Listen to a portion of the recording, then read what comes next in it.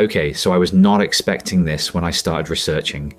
There was a moment, one specific night, where the entire logic of nuclear deterrence came down to one man, sitting alone in a bunker, deciding whether a computer was lying to him.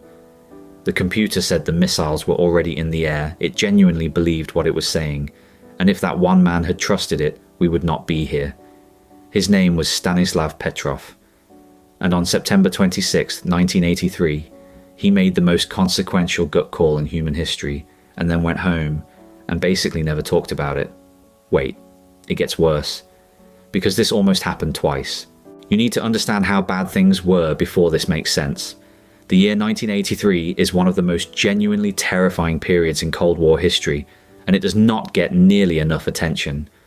The Soviet Union had just shot down a Korean passenger jet that strayed into its airspace. NATO was running war games that Soviet intelligence was convinced were cover for a real first strike. This was a moment where the machinery of mutually assured destruction was primed, loaded, and pointed at itself, and into that moment someone introduced a brand new early warning satellite system. It had a bug in it. Here is what happened. On the night of September 26th, Stanislav Petrov was the duty officer at Serpukhov 15. At just past midnight, the alarm went off. The system reported one inbound American ICBM.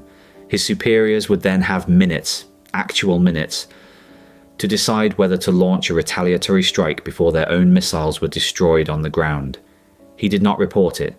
He stared at the screen that was telling him the world was ending and decided he did not believe it. Then the system reported a second missile. Now the screen was showing a full-scale American first strike in progress. The alert level escalated to its highest setting. The entire machine was screaming at him to act. He still did not report it. I need you to sit with this for a second. It was one of the most cold-blooded pieces of applied logic I have ever heard described. He thought, if America is actually launching a first strike, they are not sending 5 missiles. A real first strike would be hundreds of warheads simultaneously, designed to obliterate the Soviet nuclear arsenal before it can respond. 5 missiles made no strategic sense whatsoever. He also knew the system was new, and he knew that ground radar, the other layer of detection, was not confirming anything. So he made a call. He was right. The Oko satellite had misread sunlight reflecting off the tops of clouds as missile exhaust. Specific angles of sunlight, specific cloud formations, specific orbital geometry. And the system saw rockets where there were none. Petrov saved the world because he thought a computer was being stupid, and he was correct. Here is the part that genuinely broke my brain when I found it. He was not rewarded, he was reprimanded. He was reprimanded for his paperwork. In the chaos of that night, he had not filled in his logbook correctly. That was the official response to the night a single person prevented nuclear war. Stanislav Petrov died in 2017. His death was not announced publicly for several months. One software bug, one exhausted officer, one night in 1983. That is how close it got.